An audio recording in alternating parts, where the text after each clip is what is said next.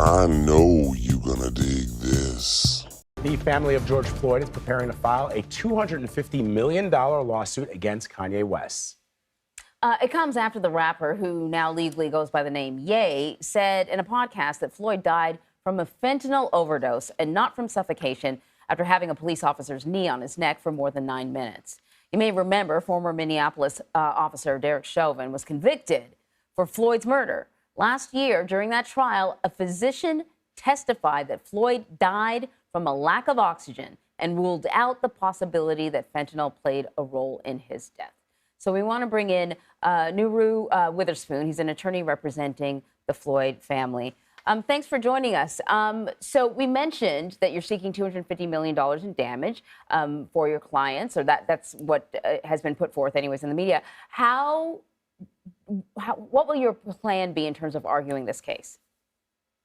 Thanks for having me. So first, this case is about George Floyd's daughter. And I think it's important for everybody to understand that, because oftentimes people can be distracted by the dollar amount. It's about his daughter. Mm-hmm. And a lot of people are making this case about free speech.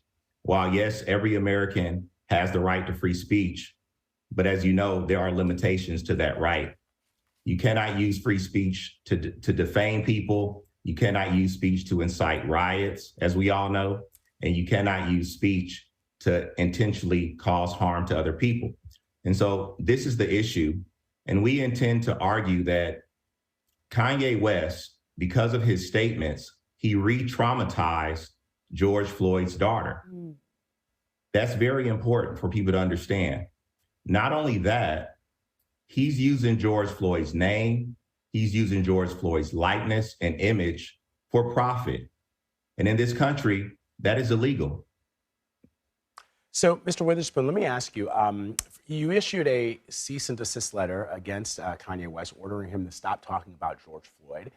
Clarify that for us. And what happens with the case if he complies with the cease and desist? And I wonder if there's a little bit of daylight for the defense in that Kanye West has famously said he doesn't read any books. So can somebody, I don't know anything, I'm not a lawyer. So can somebody say, well, I didn't know what I was talking about? Well, we know that he watched Candace Owens' documentary, and that's where he's getting it from. Yeah. And so I'm going to piggyback on what Vlad is saying and also ask you, have you considered adding Candace Owens to this lawsuit? Sure. Now, Vlad, to answer your question, in this country, you can't break the law and then come back and say, I'm sorry, I didn't mean to do it. Mm. That's not how it works in this country. That. And to your point, Anne-Marie, about Candace Owens, we're in the stage of investigating, and we're going to include all of the defendants that have caused harm to George Floyd's estate, his name, and that are using his image and his likeness for profit without permission. Yeah, it's funny you would say that, because as soon as I heard about this lawsuit, I thought about the Alex Jones. I actually started to Google what has Alex Jones said about George Floyd. I mean, I'm pretty sure that's sort of the trial balloon, right? Isn't that a trial balloon for what we're talking about here? Yeah, absolutely. So, I want everyone to really look at that Alex Jones case, because that case set a precedent. Alex Jones, for those who, are living under a rock, was sued, and the jury issued a verdict for nearly $1 billion for his statements, because they intentionally inflicted emotional distress on the victims. That's the issue. His statements were false. They were defamatory.